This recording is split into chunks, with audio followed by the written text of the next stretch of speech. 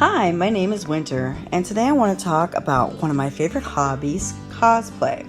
What is cosplay, you ask? Well, it is broken down into two parts, cos and play. And I will explain both parts today. So the first part is cos, which is equal to costume. So that means whatever you want to be. Human, animal, whatever genre, whatever you want to do. The costume for that is the beginning part of cosplay. The second part of cosplay is, of course, the play. And the play part simply means acting out that character's behavior. If that character is mean, when you cosplay as that character, you're going to be a little mean. Just as simple as that. So now that we have the basics of what cosplay is, another important thing to realize is how to apply your makeup and certain things like that. So let's get started. First, as you can see, that I have chosen to be Todoroki. You want to make sure that you pick the right makeup. One important thing to think about whenever you are applying makeup for a cosplay is just how does it look in each and every light. Also, afterwards you want to put on a wig. As you noticed, I put on my wig cap first because it holds all the hair back and you're free to put on your makeup. A lot of people will put down a foundation first, a powder foundation, or just a basic foundation of liquid. Not me. One of the tricks that I have learned from my grandma and close family is that this virgin coconut oil is really good for keeping your skin moisturized, and I like to lay it down before I lay down my makeup.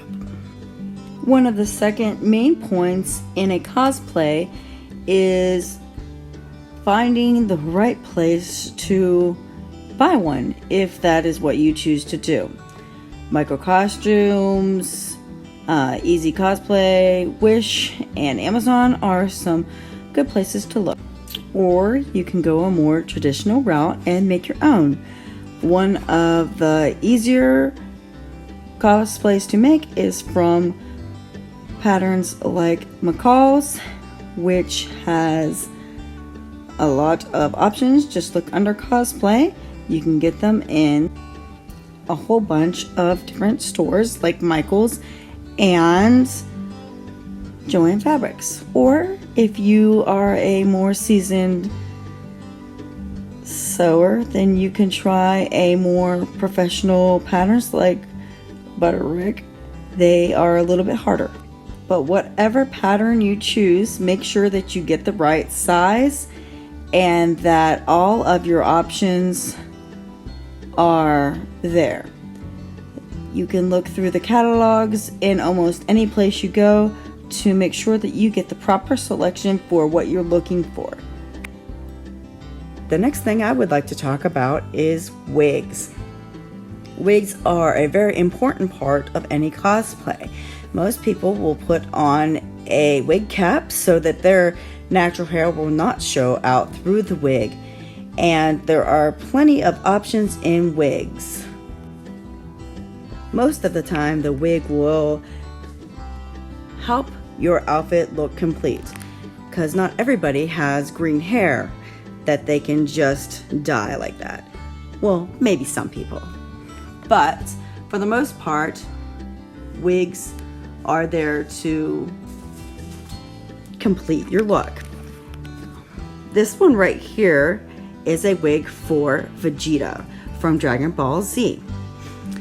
And I have made a very creative choice to use a spray-on Elmer's glue to fix this, to make it stand still. One point I would also like to make, in all of your creativity, make sure that you take the time to shampoo and conditioner your wig. Also, they do make a conditioner. For legs that are extra long, you want to make sure that you shampoo and condition your wig so that they won't get tangled and dry. One very important thing is that after you shampoo and condition your wig, you want to let it dry on a wig stand, just like this one here. This one I got at Wish. It's very cheap and they are very easy to use. Let your wig dry completely before you do anything else to it. Also, whenever you shampoo and condition your wig, you want to make sure that you wait for it to dry completely, and then you want to use a special brush. Not just any brush will do for wigs and synthetic wigs. You want to make sure that it has the steel bristles for the brush. I personally have never taken the time to make a wig by scratch. So my storage system for wigs is to leave them in the containers they came into. And a cool little trick that someone has given to me is to put them in shoe racks and just let them hang in the closet. So now that we have the cosplay information, what do we do with it? Well, one of the most popular things to do with cosplay is to go to a Comic Con. They are so much fun and you get to meet like-minded people. Or if you are not brave enough to take on a Comic Con for your first or second draft of a cosplay, you can always go on TikTok. They have lots of cosplay people for you to watch either or make your own videos. It is awesome and very worth your time.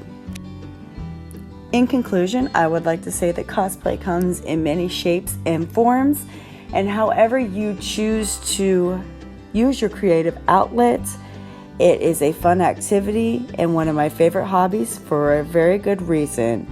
Thank you for listening to me babble on about one of my favorite things, and cosplay on!